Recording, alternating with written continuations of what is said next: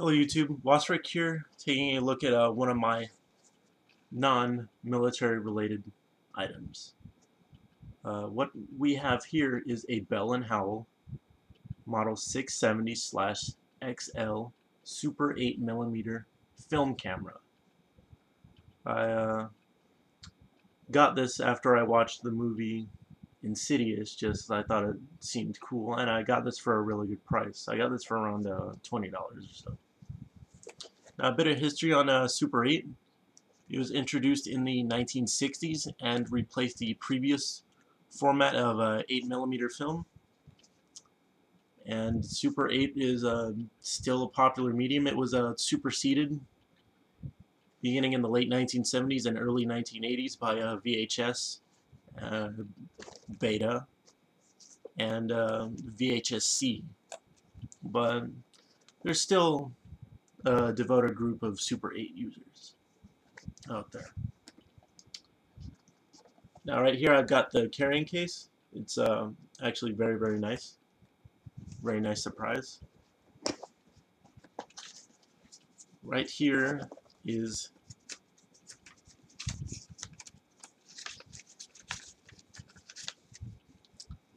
the owner's manual.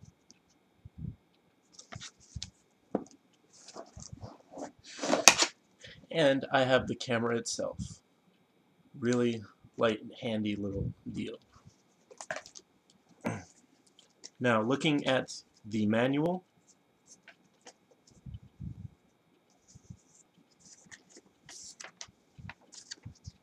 it starts off on the first page showing the various parts of the camera. Opening it up, it has 4 steps for easy movie making. It tells you how to insert the batteries.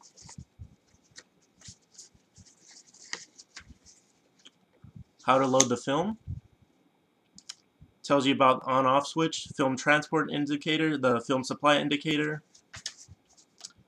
how to use the adjustable viewfinder, lighting settings, and how to take movies actually. So looking at the camera itself, just first off you'll notice, like most Super 8 cameras, it's very small and lightweight. And it has a pistol grip. If you have a camera that doesn't have a pistol grip, that means it's missing. Because the Super 8 cameras, I guarantee you all of them pretty much have a pistol grip. Whereas the regular 8mm cameras, some of them have a pistol grip, but a lot of them do not. Now, looking on the front here, you can see Bell & Howell. This is the little electric eye that tells you if you have too much or too little light. And then the viewfinder is right here.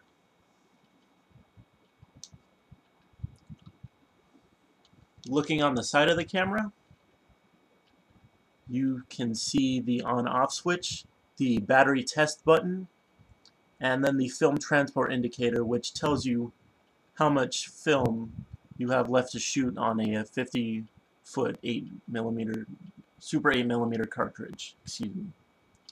The funny thing is about this camera is if you take the film out and put it back in, it will not remember the amount of film left, so you just have to keep a very close eye on that. Now, looking on the inside of the camera,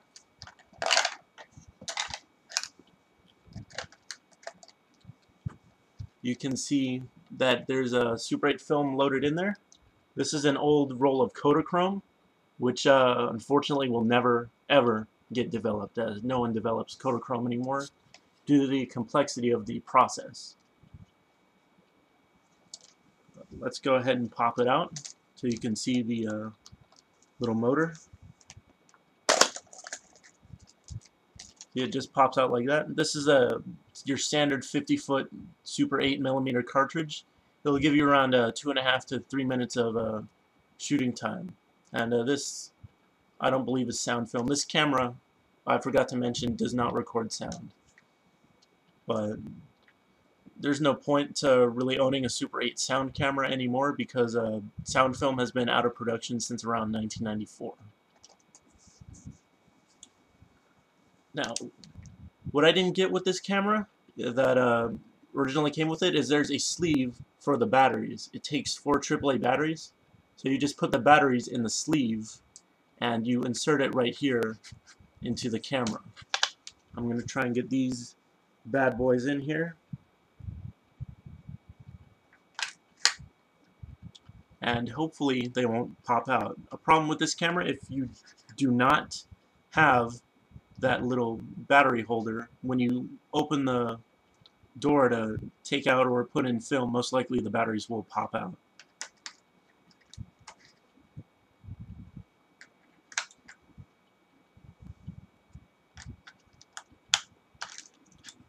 Just like that. So, and then just turn the switch to on, and then you can see the little motor turning. Now, most Super 8 cameras, they shoot around 18 frames a second, which isn't bad. It's a little bit jerky, but it's more economical on film use than the standard 24 frames per second. So, and then to load your film, you take your camera, you take your film,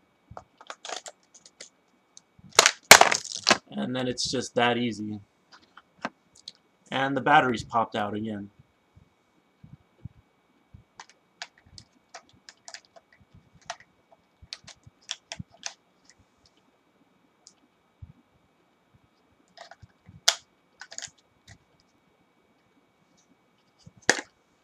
I really want that battery sleeve.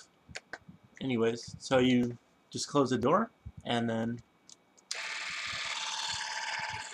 you got your film.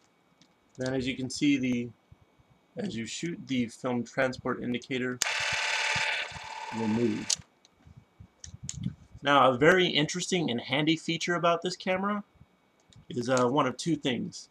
First off, the viewfinder, which is right here, is adjustable. You can focus it depending on how your eyesight is. It actually won't affect the lens of the camera itself. The camera is auto-focusing, but you just line up your camera and then you just twist the eyepiece as to how it suits you. Now, and a great feature about this camera is it tells you if you have too little light to shoot in. This is labeled as a low light camera, but there are limits to how you can use it. It's just always important to shoot with enough light.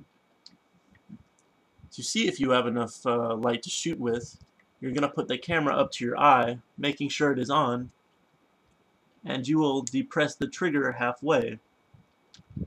There will be a little light inside the eyepiece indicating light exposure. If it illuminates red, that means you do not have enough light to shoot. Just pull the trigger halfway. The light just comes on for 1 second, I guess, to show you have power, and it shows that there is enough light. Now, the viewfinder is also essential if you want to use the battery test function. What you will do is you will put the camera up to your eye, find the battery test button that is right here, and looking through the viewfinder, you will press on the battery test button. If a little light illuminates red inside the viewfinder, it means you have enough power to use the camera. I'm assuming the batteries are good for maybe a roll of film or two. You will definitely know when the batteries start to lose their juice, as the motor will slow down quite drastically. So, and one final thing. On the side, there is a filter selector switch for daylight or indoor use. Right now, it has a little sun indicating it's set for outdoor use. You switch it down, and it has a light bulb indicating it is for indoor use. What this switch does is it simply slides a filter over the electric eye. if you can see it right there, puts a, let's say, a little brown colored filter. It puts it both over the lens and the electric eye. See, that's indoor, outdoor, indoor, outdoor. This is a pretty good camera. I mean, Super 8. I know some of these are bulky. Like I have a Indeco EM8000 that's broken. That's a lot bulkier. This one, it's really convenient to use. Nice little pistol grip. But the thing is, this is only for, I guess, serious film enthusiasts, because, and this is a film camera, when you start shooting, you can't undo what you shoot. Once you pull the trigger and the film goes past that lens, whatever's on there is on there for good, forever. And then what you need to do is, after you have your film all exposed, unless you can develop it yourself using the relevant chemicals and equipment, you need to send it off and pay someone to have them develop it.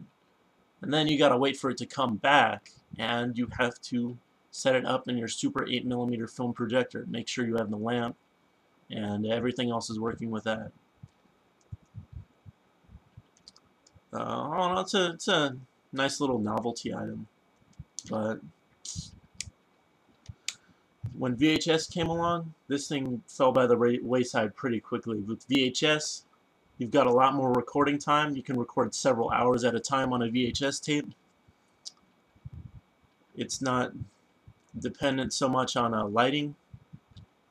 And then the main thing with VHS is you can record and re-record, and then all you have to do with the VHS tape is take it out and pop it into a VCR, and then you're good to go. So just thought I'd make a video about my Bell & Howell Super 8 camera, 1976 manufacturer. So I hope you guys like my video. Please comment and subscribe.